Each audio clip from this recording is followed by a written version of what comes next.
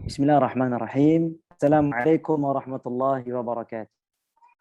Alhamdulillah rabbil alamin. Nahmaduhu wa nasta'inuhu wa nastaghfiruh. Wa na'udzu billahi min shururi anfusina wa sayyiati a'malina. Innahu may yahdihillahu fala mudilla lahu wa may yudlil falan tajida lahu waliyyan mursyida. Allahumma 'allimna ma yanfa'una wanfa'na bima 'allamtana wa zidna 'ilma. Allahumma ij'al ma 'allamtana hujjatan lana la 'alaina innaka antal jawadul karim. Subhanaka la ilma lana illa ma 'allamtana innaka antal alimul hakim. Bapak Ibu yang dimuliakan Allah Subhanahu wa taala, alhamdulillah kita bertemu lagi di majlis virtual ini di hadis nomor 2 ya. Penjelasan hadis nomor 2 dari hadis Al-Arba'in An-Nawawiyah yang jumlahnya 42 hadis. Ya, jadi insyaallah nih kalau selesai hadis kedua ini malam ini, tapi kayaknya tidak selesai. Tapi kalau selesai berarti sisa 40 hadis lagi. 40 minggu lagi baru kita selesai hadis Arba'in Nawawi ini. Semoga Allah mudahkan dan semoga Allah SWT jadikan apa yang kita luangkan hari ini, waktu, tenaga, pikiran, materi, itu menjadi penyebab Allah SWT mudahkan kita masuk ke surganya.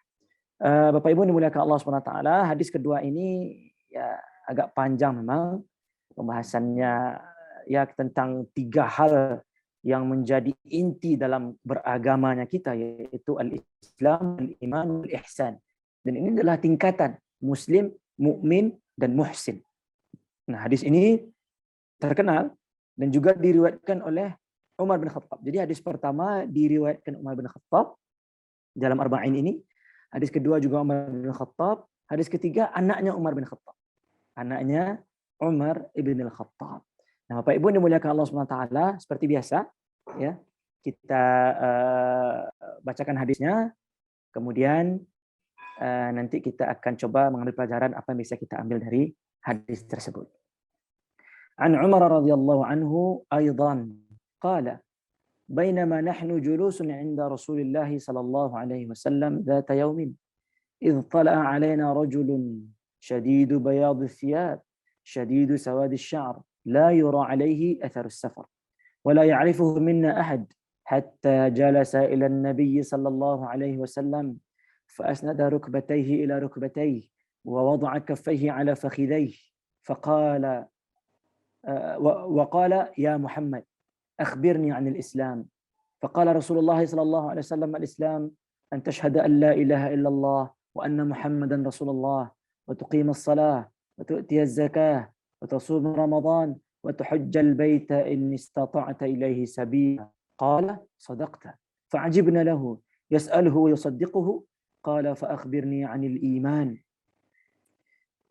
قال أن تؤمن بالله وملائكته وكتبه ورسله واليوم الآخر وتؤمن بالقدر خيره وشره قال صدقت قال فأخبرني عن الإحسان قال أن تعبد الله كأنك تراه فإن لم تكن تراه فإنه يراك قال فأخبرني عن الساعة قال ما المسؤول عنها بأعلم من السائل قال فأخبرني عن أماراتها قال أن تلد الأمة ربتها وأن ترى الحفاة العراة العالة رعاء الشاء يتطاولون في البنيان ثم انطلقا فلبثت مليا ثم قال يا عمر أتدري من السائل قلت الله ورسوله أعلم قال فإنه جبريل أتاكم يعلمكم دينكم رواه Muslim.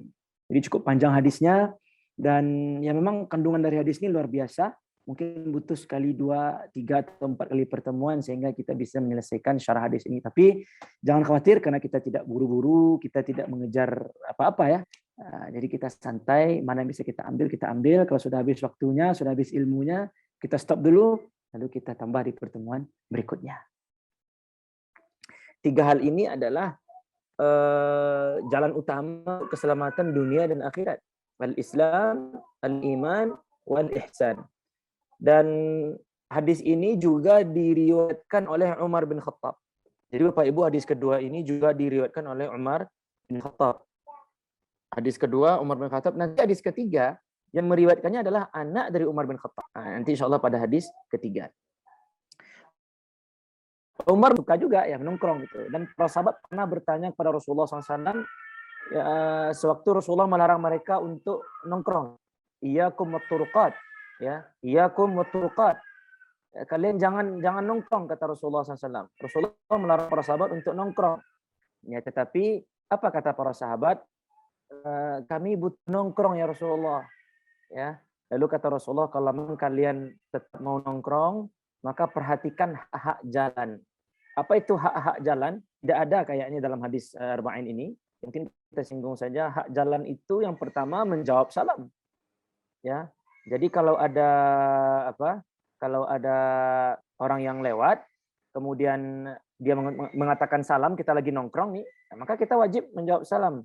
Ya, itu yang dikatakan Rasulullah SAW sebagai hak-hak jalan. Termasuk juga ghadul basar. Ghadul basar itu juga hak-hak jalan. Jadi ketika para sahabat mengatakan, kami sukanya nongkrong ya Rasulullah, kami tidak ada tempat duduk lagi, tidak ada kegiatan lain lagi selain nongkrong. Dan nongkrongnya para sahabat, ya tentu tidak sama dengan nongkrongnya kita. Dan para sahabat itu sering sekali diajak, ya, baik oleh sahabat yang lain atau Rasulullah, hayya nu'minu sa'atan. Ayo kita beriman sejenak. Ayo kita beriman sejenak. Ya, hayya nu'minu sa'atan. Ayo kita beriman sejenak. Artinya setiap nongkrong para sahabat, pulang nongkrong pasti imannya nambah. Pasti lebih kenal dengan Allah. Jadi tongkrongan seperti ini tidak apa-apa kita sering-sering. Tapi kalau nongkrongnya mabar saja, ya, nongkrongnya ngobrol-ngobrol saja atau nongkrongnya ketawa-ketawa saja, ya tentu itu hukumnya mubah. Tapi kalau gara-gara itu kita jadinya lalai, tentu jadinya terlarang, tidak boleh. Jadi memang para sahabat pun meminta uzur agar diizinkan untuk nongkrong. Dan ternyata kata Rasulullah boleh, tapi dengan syarat kalian menjaga hak-hak jalan. Ya.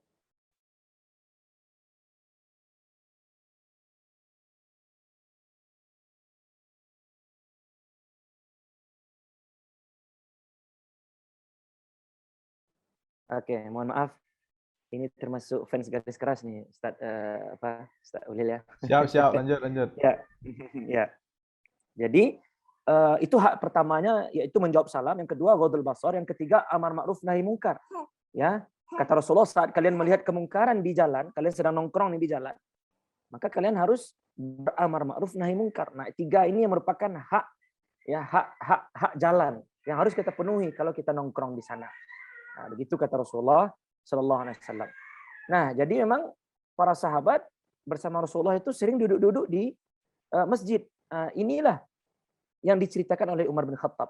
Ya, inilah yang diceritakan oleh Umar bin Khattab.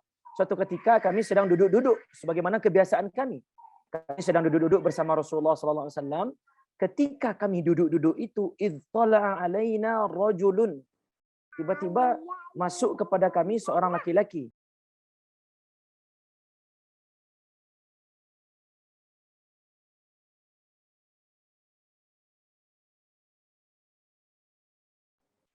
Nah, Umar menceritakan ketika kami sedang duduk-duduk, ketika kami sedang berhalaqah, nongkrong dengan Nabi Muhammad SAW.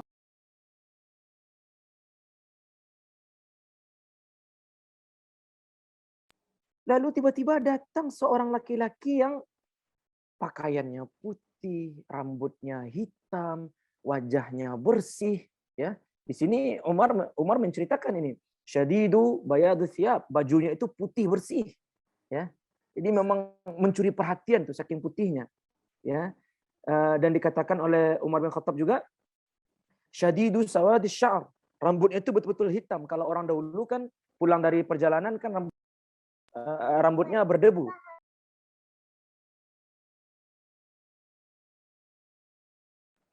Ya, jadi orang-orang dulu itu kalau melakukan perjalanan jauh pasti rambutnya itu berdebu karena ya mereka melewati padang pasir, mereka naik onta, mereka naik keledai. Tapi ini enggak. Kenapa Umar ingin menceritakan ini? Kata Umar, la yura alaihi atharus safar wa la ya'rifuhu minna ahadun. Kata Umar, ini laki-laki ini tidak ada satupun di antara kami yang kenal dengan dia. Tidak ada satupun. Ini laki-laki asing.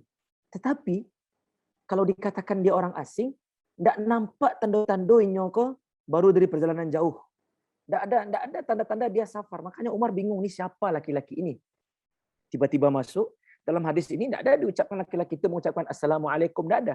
Dia tiba-tiba masuk dengan pakaian yang putih, rambutnya yang masya Allah hitam, pokoknya perfect lah, gagah, ya.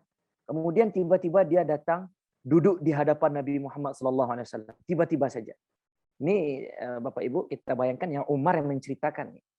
Ya, Umar kalau melihat gelagat-gelagat marah, Rasulullah mungkin marah nih gara-gara laki-laki yang kayaknya tidak beradab ini. Umar itu langsung hajar itu. Pokoknya Umar pasti marah kalau yang dihina itu Rasulullah, kalau yang dilecehkan itu Rasulullah. Tapi ini enggak. Rasulullah SAW tidak memberikan tanda-tanda apa-apa. Ya, Rasulullah tidak memberikan tanda apa-apa. Rasulullah diam saja, beliau tidak bergeming. Jadi laki-laki ini asing bagi kami, kata Umar, tapi tidak ada tanda-tanda datang dari negeri yang jauh. Ya, karena putih bajunya dan tiba-tiba dia duduk di depan Nabi, lalu dia tempelkan lututnya ke lutut Nabi. Tiba-tiba saja.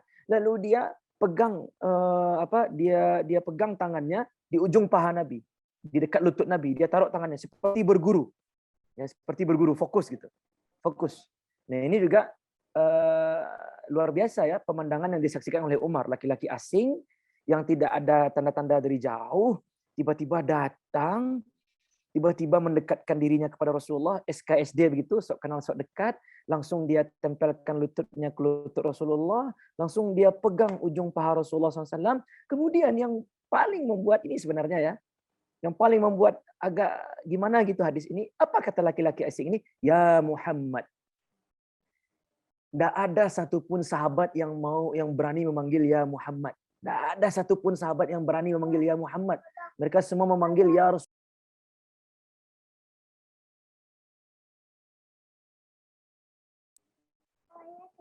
Mereka semuanya memanggil ya Rasulullah.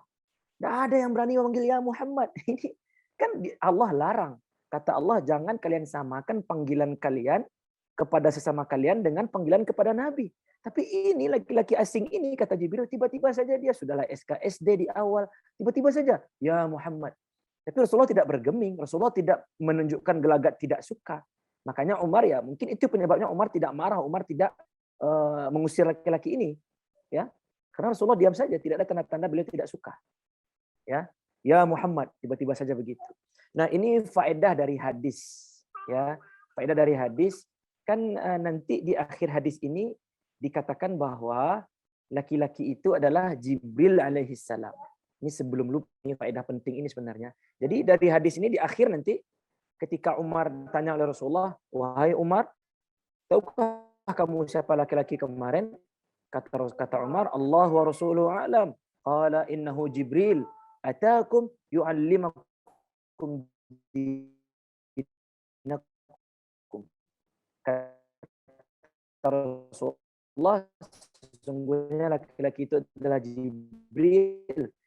Dia datang kalian kepada Rasulullah SAW. Jibril dalam tanda kutip ingin belajar iman dan ihsan. Dan tadi Umar mensifati pakaian Jibril yang begitu bersih, rambut Jibril yang begitu rapi. Artinya kalau mau menuntut ilmu, kalau ingin hadir ceramah, kalau ingin masuk kelas, pakailah baju terbaik. Ya, berilah penampilan terbaik. Pakailah baju-baju, pakailah minyak wangi, ya, asal jangan berlebihan saja, ya. Pakai minyak rambut, ya. Jadi terlihat kita serius untuk menuntut ilmu. Begitulah yang dicontohkan oleh Jibril alaihissalam. Maka Bapak Ibu yang dimuliakan Allah Subhanahu wa taala, ini pelajaran penting. Ya, bahwa kalau kita ingin menuntut ilmu, ya pasti hargai ilmu dan hargai orang yang memberi ilmu. Nah, ini luar biasa sekali. Ya. Dan sebenarnya bagi yang tidak ada uzur, bagi yang tidak ada halangan, ketika daring-daring ini, online-online ini, salah satu cara menghargai ilmu bukan menghargai orang yang memberi ilmu ya, tapi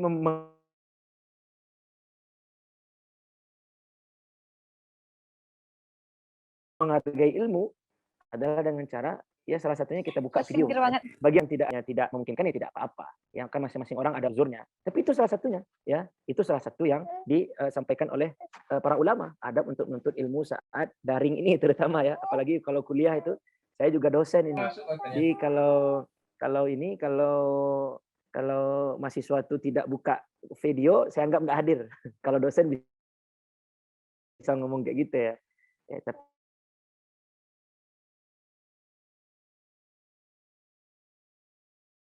ini alhamdulillah nih ya ada masing-masing kita ada uzur dan kita tidak lantas untuk bersuudzon ya.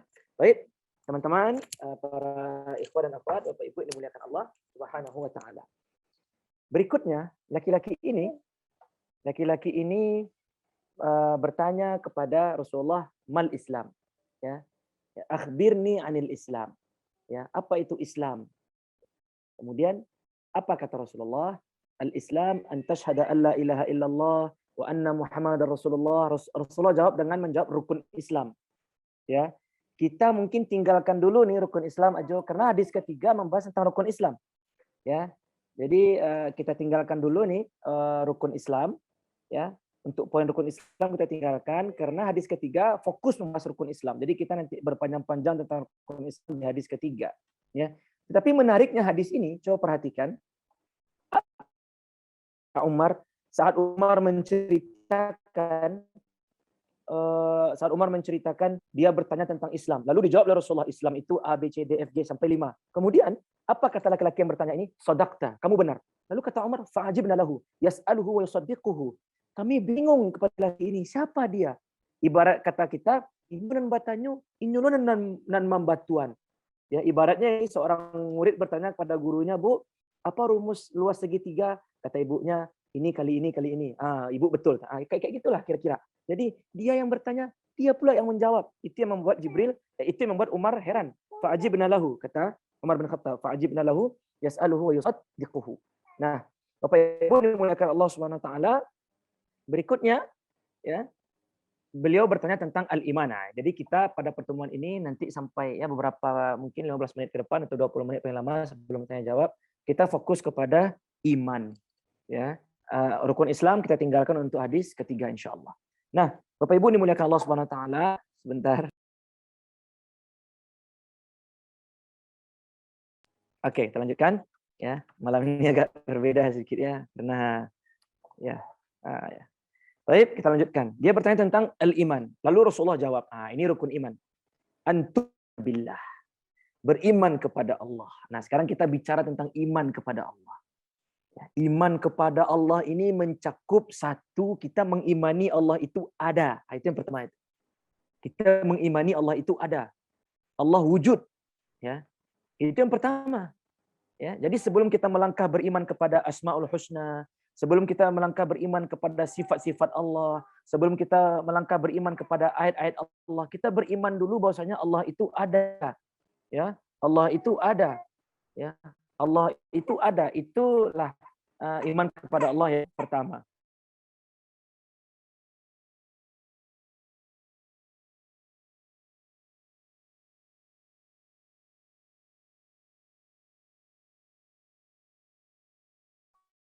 Baik. Nah, kita sebenarnya bingung ya karena masih ada orang yang tidak percaya dengan keberadaan Tuhan. Nah, Imam Abu Hanifah di riwayat dia pernah berdebat dengan al-mulhidun. Jadi kalau orang bertauhid itu bahasa Arabnya al-muwahhidun. Kalau orang ateis itu bahasa Arabnya al-mulhidun. Al-mulhidun itu orang ateis, orang yang tidak percaya Tuhan. Tapi kalau orang yang bertauhid al-muwahhidun, ya, al-muwahhidun. Ada ini di Padang Panjang nama pesantren Darul Muwahhidin kalau tidak salah. Itu artinya tempat orang-orang yang bertauhid. Jadi muwahhid itu artinya orang yang bertauhid.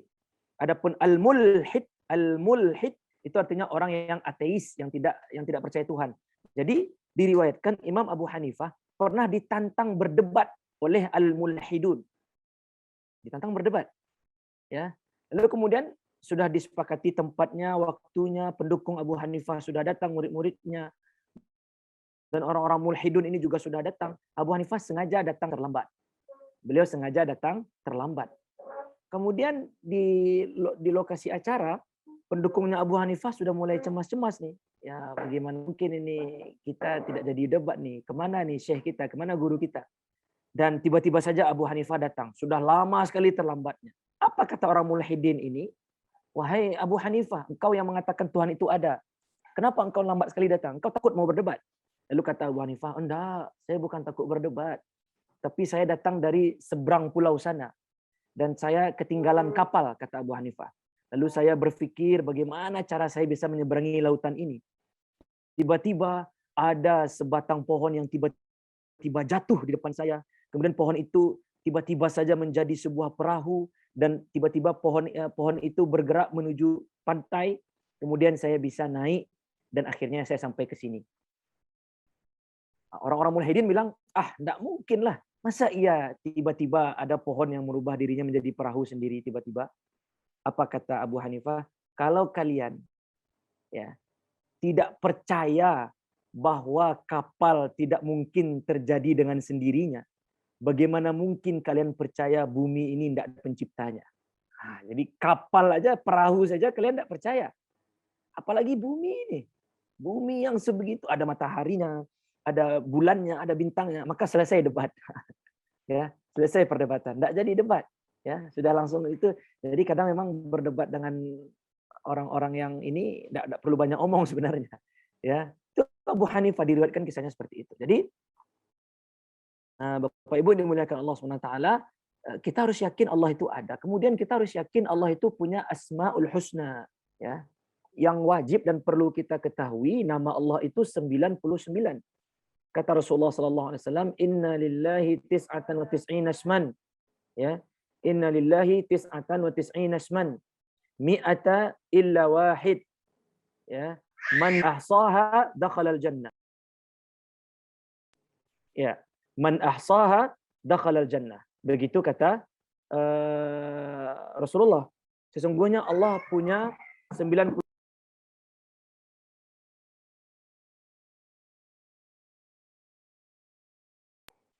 Sesungguhnya Allah Subhanahu wa taala punya 99 nama. Punya 99 nama. Dan kata Rasulullah, 99 itu 100 kurang 1. 100 kurang 1. Jadi memang Asmaul Husna itu 99. Itu yang wajib kita ketahui. Adapun jumlah Asmaul Husna seluruhnya, itu hanya Allah yang tahu. Hanya Allah yang tahu berapa jumlahnya. Dalilnya adalah ketika Nabi Muhammad SAW berdoa, Allahumma inna nas'aluka bikulli ismin huwa lak. Ya Allah, kami meminta kepadamu dengan seluruh nama yang engkau miliki. Samaita bihi nafsak, dengan nama-nama yang engkau namai sendiri dirimu dengan nama-nama tersebut. Au 'allamtahu fi kitabik, au anzaltahu fi kitabik, au 'allamtahu ahadan min khalqik, atau dengan nama-nama yang engkau turunkan dalam kitab-kitabmu. Boleh jadi ada nama-nama Asmaul Husna, nama-nama Allah ada di kitab Taurat, kitab Injil, kitab Zabur, tapi tidak di Quran. Boleh jadi saja. Atau boleh jadi Allah ajarkan Asmaul Husna kepada Nabi Ibrahim, tapi tidak Allah ajarkan kepada Nabi Muhammad SAW. Bisa jadi. Artinya nama Allah itu tidak terbatas jumlahnya dan hanya Allah yang tahu berapa jumlah dari Asmaul Husna. Tapi yang wajib kita imani 99 sebagaimana petunjuk dari Rasulullah. Dan mengenai Asmaul Husna, tentunya tujuan kita mengetahui Asmaul Husna adalah untuk berdoa dengannya. Jadi salah satu hal atau bertawassul yang diizinkan itu adalah berdoa dengan Asmaul Husna. Ya Razzaq urzuqna. Ya Allah yang Maha memberi rezeki, berilah kami rezeki. Ya Latif, wahai Allah yang Maha lembut, ultuf bina. Lembutlah kepada kami. Ya Arhamar Rahimin, irhamna. Ya Rahim, irhamna. Ya Rahman, irhamna. Boleh. Boleh seperti itu. Jadi itu namanya tawassul. Kita bertawassul dengan nama-nama Allah Subhanahu wa taala dan itu diizinkan dalam syariat kita. Bapak Ibu dimuliakan Allah Subhanahu wa taala, berikutnya iman kepada Allah itu adalah mencakup bahwasannya hanya Allah Subhanahu wa taala yang layak disembah. Nah, ini adalah tauhid kita. Kalimat tauhid itu la ilaha illallah itu ada dua rukunnya. Rukun pertama adalah nafi.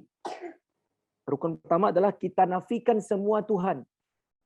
La ilaha, semua Tuhan. Semua Tuhan, tidak ada Tuhan. Tidak ada Tuhan. Salah, tidak ada Tuhan. Kita nafikan semua Tuhan. La ilaha, tidak ada Tuhan. Siapapun yang mengaku Tuhan, tidak ada Tuhan. Tak ada yang benar Tuhan itu. Illallah, kecuali Allah. Ini rukun kedua. Jadi, an-nafyu wal itsbat. Kita nafikan semua Tuhan selain Allah dan kita isbatkan bahwasanya hanya Allah lah yang layak disembah sebagai Tuhan yang benar. Jadi ini rukun tauhid. Jadi beriman kepada Allah juga membuat kita hanya meminta kepada Allah, hanya berdoa kepada Allah. Nanti dalam hadis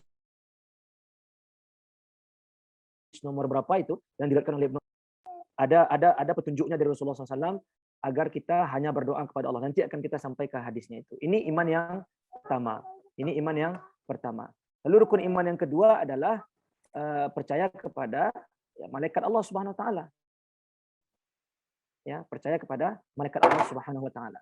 Nah, jadi Bapak Ibu dimuliakan Allah Subhanahu wa taala, percaya kepada malaikat Allah ini satu, kita percaya malaikat itu ada.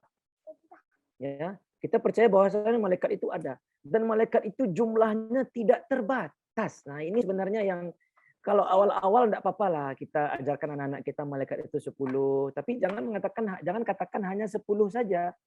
Karena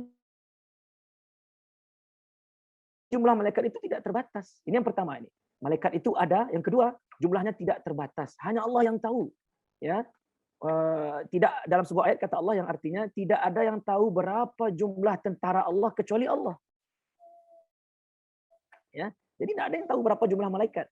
Bahkan dalam sebuah riwayat itu dikatakan di neraka itu kan ada rantai-rantai besi ya. Itu per mata rantai itu ada sekian ribu bahkan sekian puluh ribu malaikat yang mengangkatnya. Bagaimana mungkin hanya ada 10 malaikat?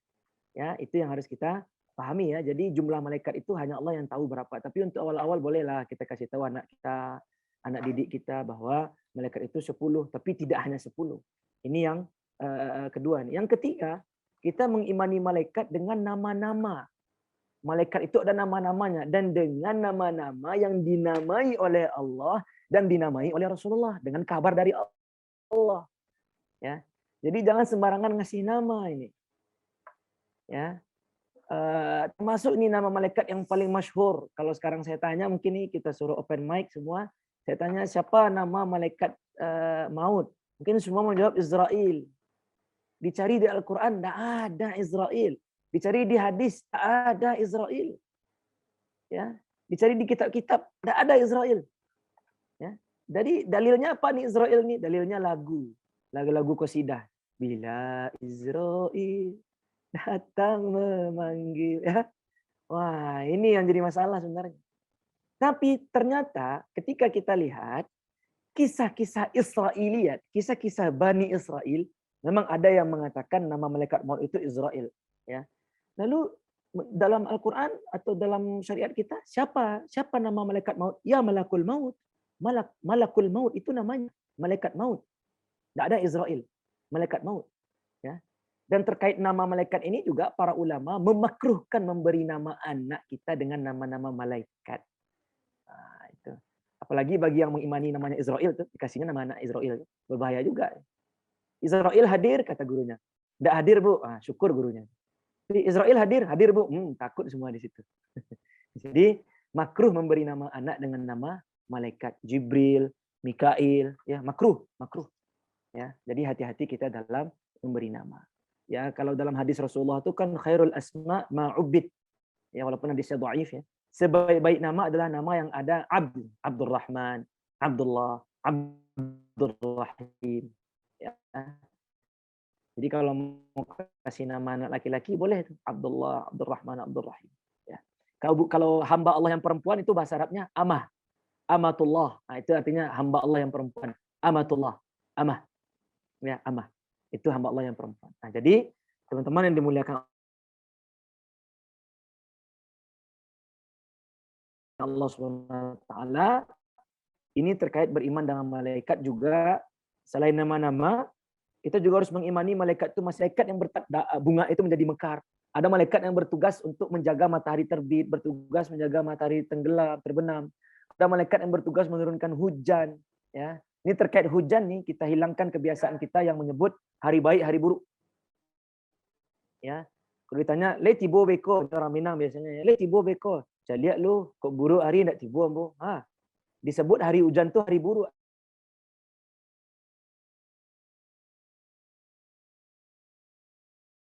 Jadi memang janganlah kita biasa menyebut hujan itu hari buruk, ya. Karena sejatinya hujan itu rahmat dari Allah. Setiap hari hujan ucapkanlah alhamdulillah, Allahumma shayyiban.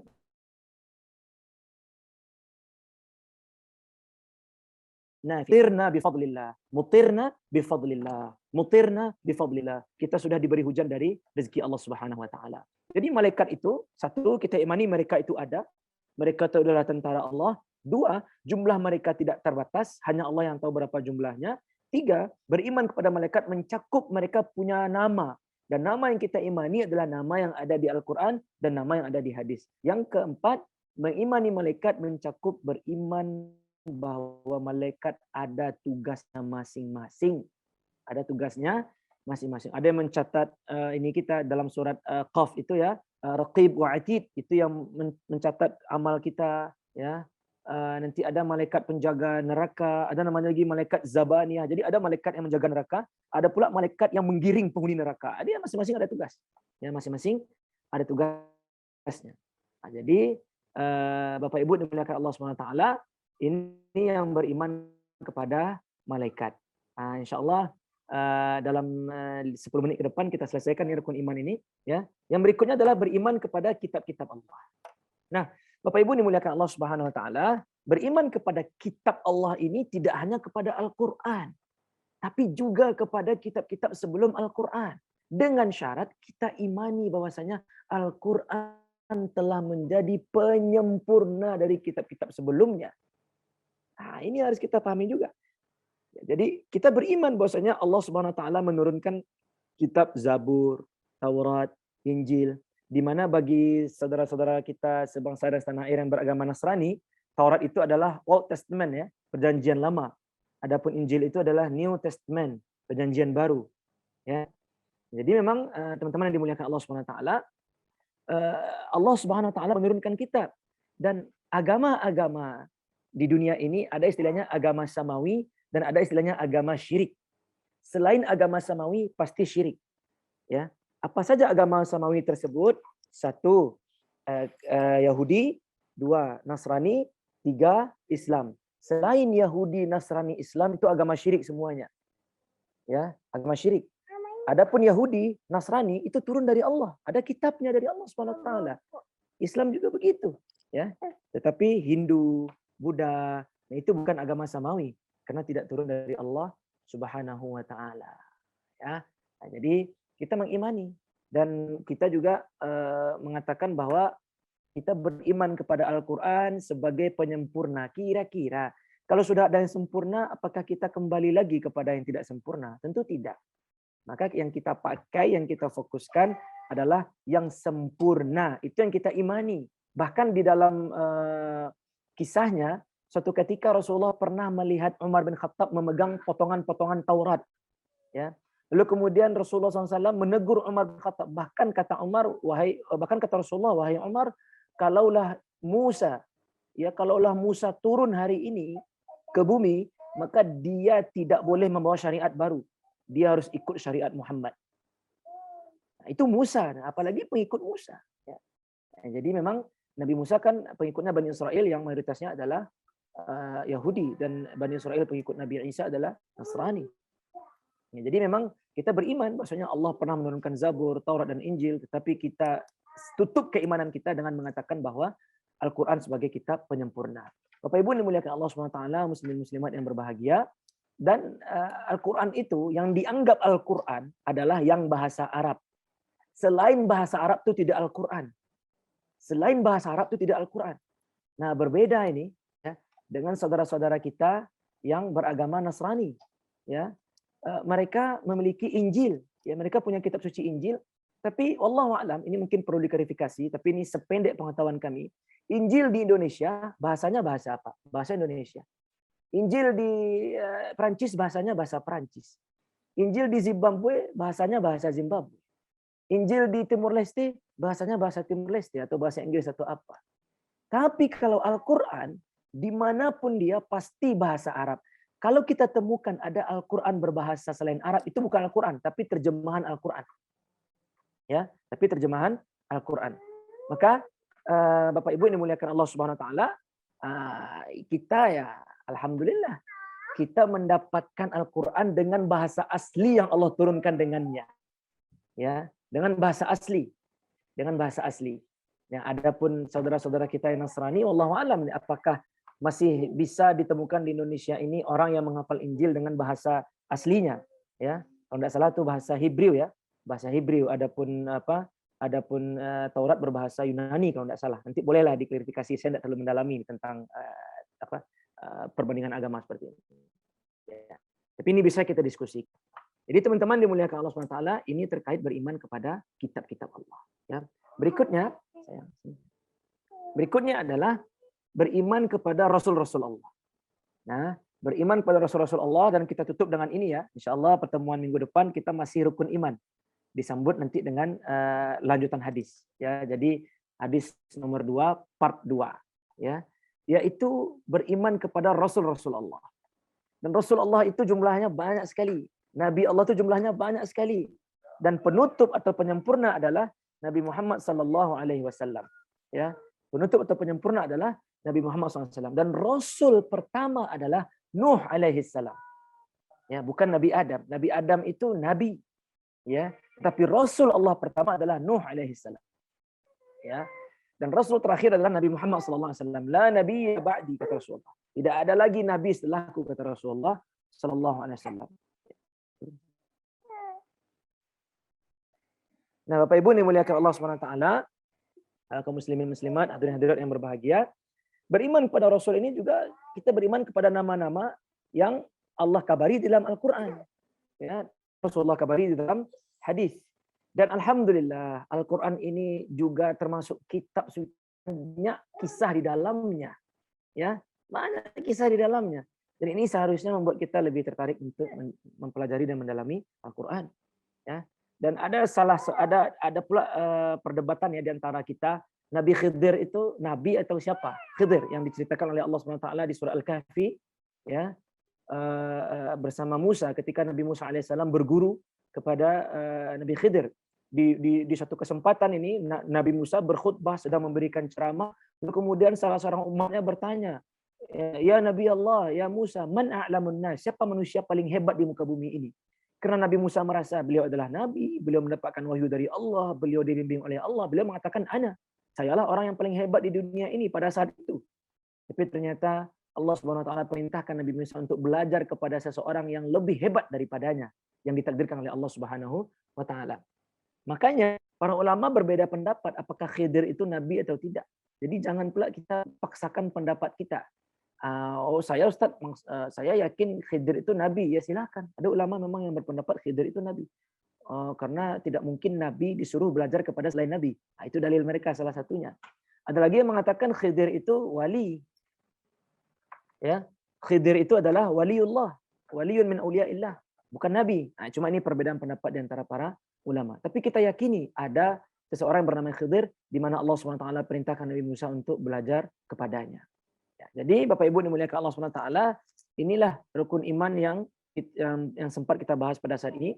Beriman kepada Allah, beriman kepada malaikat Allah, beriman kepada kitab-kitab Allah, dan beriman kepada utusan-utusan Allah Subhanahu wa taala. Dan kita berharap sebenarnya salah satu yang membuat kita mengaplikasikan iman kita adalah saat kita betul-betul mau mengenal nabi kita dulu. Ya, nabi kita dulu. Baru berikutnya sejarah nabi-nabi yang lain. Dan kata Rasulullah SAW, tidaklah beriman kalian sampai aku menjadi orang yang paling kalian cintai dari ayah kalian, anak kalian, dan diri kalian. Ya, jadi kalau kita mau sempurna imannya, ya cintai Nabi daripada apapun. Tidak mungkin kita cinta kepada Nabi Muhammad SAW kalau kita tidak kenal beliau. Jadi kalau ada orang yang mengatakan, saya jatuh cinta pada pandangan pertama, itu syahwat, tuh, bukan cinta. Yang namanya cinta itu ya dia kenal dulu, dia tahu dulu, dia oh begini, oh ini kurangnya, oh ini lebihnya, ya baru muncul cinta. Tapi kalau jatuh cinta pandangan pertama, itu syahwat, itu nafsu, itu omong kosong besar. Jadi Bapak Ibu dimuliakan Allah SWT, kita cintai Rasulullah SAW dengan cara kita kenal beliau, kita kenali sunnah beliau, dan kemudian kita istiqamah menjadi orang-orang yang menegakkan sunnah Rasulullah SAW secara keseluruhan. Dan semoga kita digolongkan oleh Allah SWT menjadi orang-orang yang sempurna imannya, ya dalam hal ini kepada Rasulullah SAW. Mungkin demikian saja, pas 20.50 ini, 1 menit lagi 20.50. Mungkin bisa 10-15 menit kalau ada tanya jawab terkait hadis ini. Berarti insya Allah minggu depan kita akan membahas hadis nomor 2, lanjutan rukun iman. Dan kita lihat nanti sampai di mana pula berhentinya. Nanti tolong ingatkan nih kepada Bapak Ibu yang hadir, sampai di mana kita berhenti. Dan kalau bisa memang tadi katanya ada grup WhatsApp ya. Kalau bisa memang di inilah di diusulkan siapa yang mau membaca hadisnya. Nah, kalau Anda minggu depan kita ulang lagi baca hadis ini, enggak apa-apa. Ya kita ulang lagi, diusulkan di grup itu, jadi siap-siap. Ya, oh saya malu, kan ada waktu seminggu siap-siap. Ya. Dan kalau salah-salah kita perbaiki. Kita sama-sama belajar di sini insyaallah ya. Jadi Bapak Ibu dimuliakan Allah, untuk sementara mungkin cukup ya, sangat banyak kekurangan dalam syarah ini. Sekali lagi ini bukan syarah kami pribadi, ini adalah yang kami dapatkan dari para guru-guru kita terdahulu dan tugas kami hanya menyampaikan ilmu-ilmu dari guru-guru kita dan mengulang-ulang kaji yang telah kita miliki sebelumnya. Allah a'lam bishawab. Barakallahu fikum. Astagfirullah, astagfirullah, astagfirullah. Banyak maaf. Kita kembalikan kepada moderator kita, Ustaz Ulil, Ajo Ulil. Assalamualaikum warahmatullahi wabarakatuh.